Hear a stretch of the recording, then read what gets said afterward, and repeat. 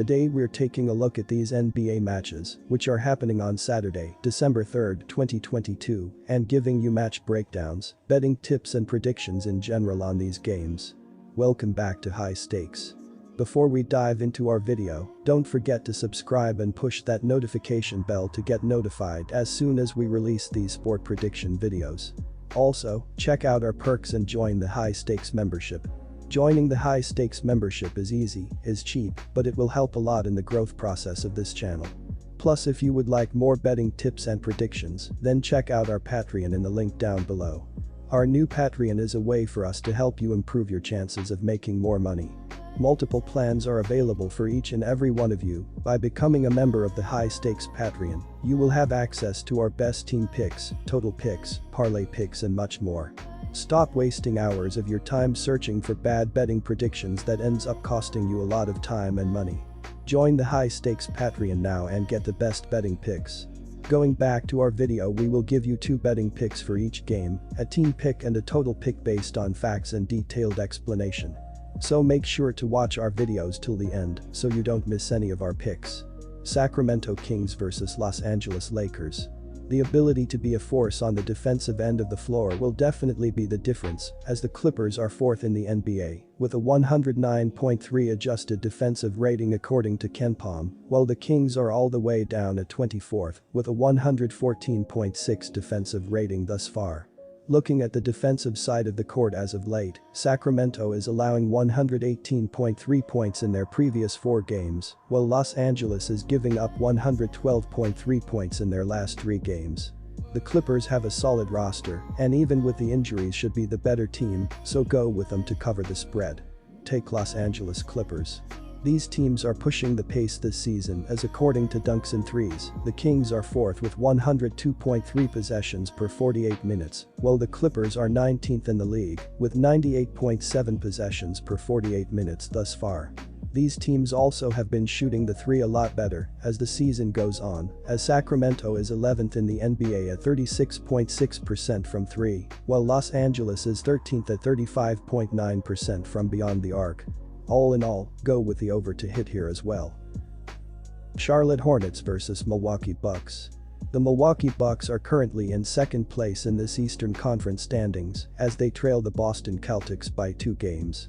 On offense, the Bucks are scoring 112.3 points per game and they are shooting 45.6% from the field. This is the 16th most points scored per contest, but the 23rd highest team shooting percentage. According to dunksandthrees.com, Milwaukee has an adjusted offensive rating of 111.3, which is the 19th highest rating in the NBA.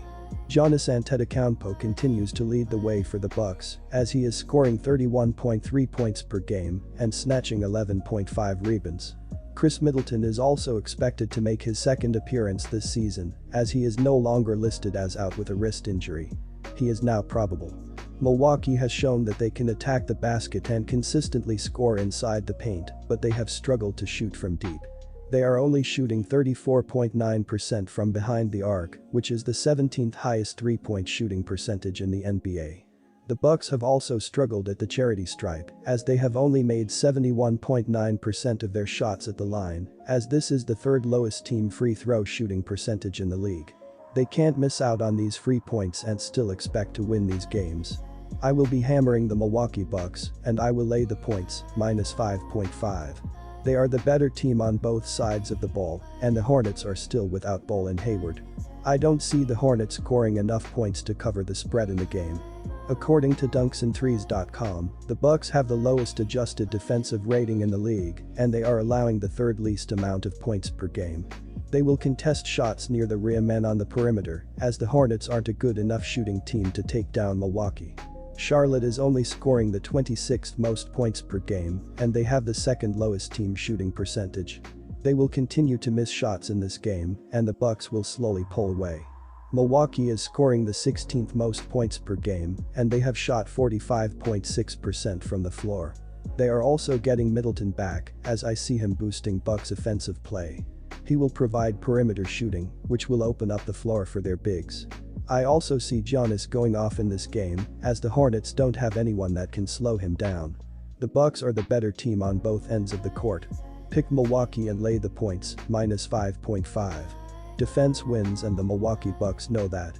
Duncan 3's adjusted defensive ratings are showing that both teams are understanding that as the Bucks are leading the NBA with a 108 defensive rating, while the Hornets are closer to average at 14th with a 112.2 rating. These teams limit the amount of good looks from the three against them, as Milwaukee is 13th with a 35.6% from deep, while Charlotte is 4th at 33.4%. The under has hit in 6 of their last 7 games against one another in Charlotte, so go with the under here as well. Minnesota Timberwolves vs Oklahoma City Thunder. Although Minnesota won their last game, Karl-Anthony Towns is a key loss for them, as they would bully teams in the post with Towns and Gobert. Now, without that, they are playing more with their guards, and the Thunder can match that with Gilgeous-Alexander, who should be back in the lineup, and Giddey. Minnesota, meanwhile, has also been terrible against the spread, while even in losses, the Thunder are able to keep games close. OKC is also a very good offense that is going against a defense in Minnesota that gives up a ton of open looks and a lot of points. This will be a back and forth game, but I'll take the Thunder to keep this game close. With the way the Thunder play basketball, the over is the way to go here. The Oklahoma City Thunder are averaging 116 points on 46.2% shooting and allowing 117.4 points on 46.6% shooting. Shai Gilgeous-Alexander is averaging 31.1 points and 6.1 assists, while Josh Giddey is averaging 14.4 points and 5.5 assists. Luguentz Dort is the third double-digit scorer, and Jalen Williams is grabbing 3.2 rebounds. The Oklahoma City Thunder are shooting 33.6% from beyond the arc and 78.3% from the free throw line. The Oklahoma City Thunder are allowing 35.8% shooting from deep and are grabbing 44.7 rebounds per game. The Minnesota Timberwolves are averaging 114.4 points on 48.1% shooting and allowing 115.3 points on 45.5% shooting. Anthony Edwards is averaging 22.9 points and 5.7 rebounds, while Karl-Anthony Towns is averaging 20.8 points and 5.3 assists. D'Angelo Russell is the third double-digit scorer, and Rudy Gobert is grabbing 11.8 rebounds. The Minnesota Timberwolves are shooting 32.6% from beyond the arc and 79.1% from the free throw line. The Minnesota Timberwolves are allowing 37.2% shooting from deep and are grabbing 43.1 rebounds per game. OKC is fine to get into a shootout that is just back and forth full of points and not much defense being played. Minnesota, meanwhile, also has a poor defense which should allow for enough points to go in and help the over cash here. The Thunder are 15-7 in hitting the over this season, which is the best in the NBA, and although Minnesota is 9-13, with how quickly OKC can score points, it should push their pace. The Thunder play at a pace of 103.9, which ranks 7th, while Minnesota ranks 4th at 104.6.